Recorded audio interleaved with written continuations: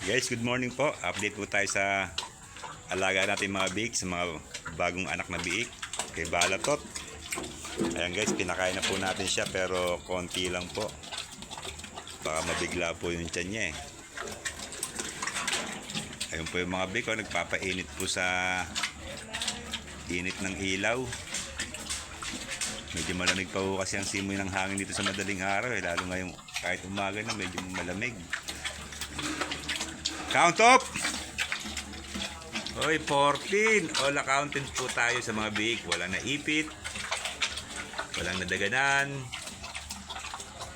Natuto na sila kagabi na umilag sa paghiga ng kanilang nanay. Guys, ngayon po ay magpuputol po tayo ng buntot. Saka magtatanggal po tayo ng pangil nila. Tuloy natin yung pangil.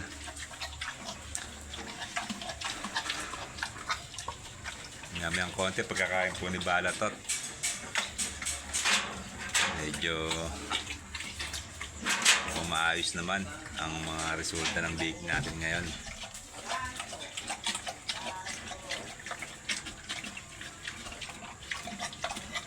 Saka guys, ito meron na sila. Nakakadumi na sila. Ibig sabihin nakakadedi sila ng maayos sa kanilang inahin. Pero susuplayan po natin sila ng foster milk. Kasi 14 sila. Yung buhay na dede lang po ni Balatot, 12. Nagagawan sa isa.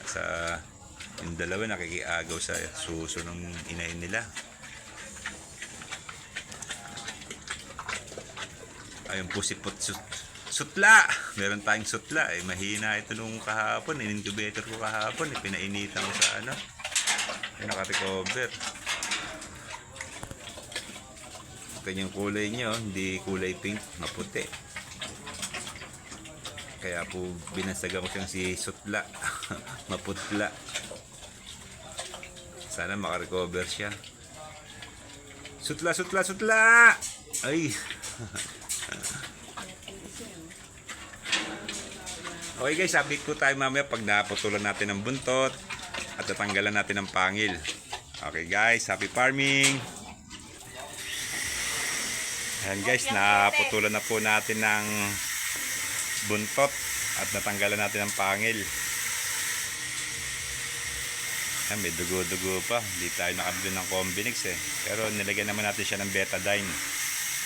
Siguro mamaya pag nakabili ng Combinix, ma-spray na lang uli. Ayun, tiyan ni, hindi din ni Balatot to. May mga sugat-sugat, gawa ng pangil eh. Sakit! Ha? Naawa yung mama pig niya, na mga anak niya.